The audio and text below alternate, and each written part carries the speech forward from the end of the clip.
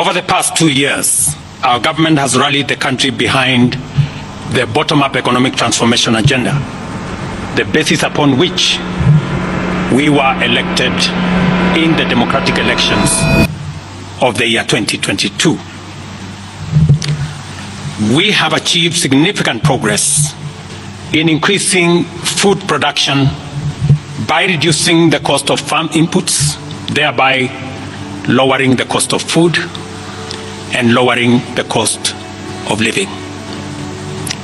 We have stabilized the economy by preventing what was an imminent debt default.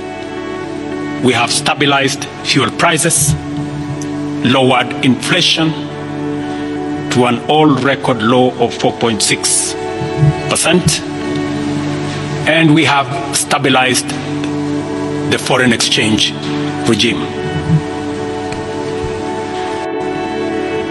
I have today, in line with the powers given to me by Article 1521 and 1525B of the Constitution and Sections 12 of the Office of the Attorney General's Act, decided to dismiss with immediate effect all the Cabinet Secretaries and Attorney General of the Republic of Kenya, of the Cabinet of Kenya, except the Prime Cabinet Secretary and Cabinet Secretary for and Cabinet Secretary for Foreign Affairs and Diaspora Affairs. And of course, the Office of the Deputy President is not affected in any way. Imagine waking up to a country in turmoil, where the very foundations of its democracy are shaken. Kenya, once known for its stability, is now at a crossroads. President William Ruto has made a dramatic and unprecedented move by dissolving his entire cabinet amidst a backdrop of fierce protests and political unrest. But why did this happen? What led to such a drastic decision? Wait, did you know that this upheaval was triggered by a single finance bill? Yes, a finance bill meant to increase taxes has thrown the entire nation into chaos. The proposed taxes were intended to address Kenya's soaring debt, which stands at a staggering 68% of its GDP. The government hoped to raise over $2 billion, but the plan was met with fierce resistance, especially from the youth. They saw this as a betrayal, a move that would further burden an already struggling populace. The shocking part, protests erupted across at least 35 of Kenya's 47 counties, leading to violent clashes, looting, and even the storming of the parliament building. In a twist that no one saw coming, President Ruto not only faced the wrath of the streets, but also pressure from within his government. The storming of the parliament was a bold act of defiance that symbolized the people's frustration. Protesters broke through police barriers, set part of the building on fire, and even stole the ceremonial mace used in legislative proceedings. This direct attack on the government was unprecedented and forced the president to rethink his strategy. But the violence didn't stop there. It spread to other cities like Mombasa, Eldoret, and Kisumu, leaving a trail of destruction and numerous casualties in its wake. But here's where it gets even more intense. Amidst the chaos, reports emerged of police firing on protesters and using tear gas to disperse crowds. The violence was so severe that activists accused the government of a heavy-handed crackdown, with allegations of abductions and disappearances of protesters.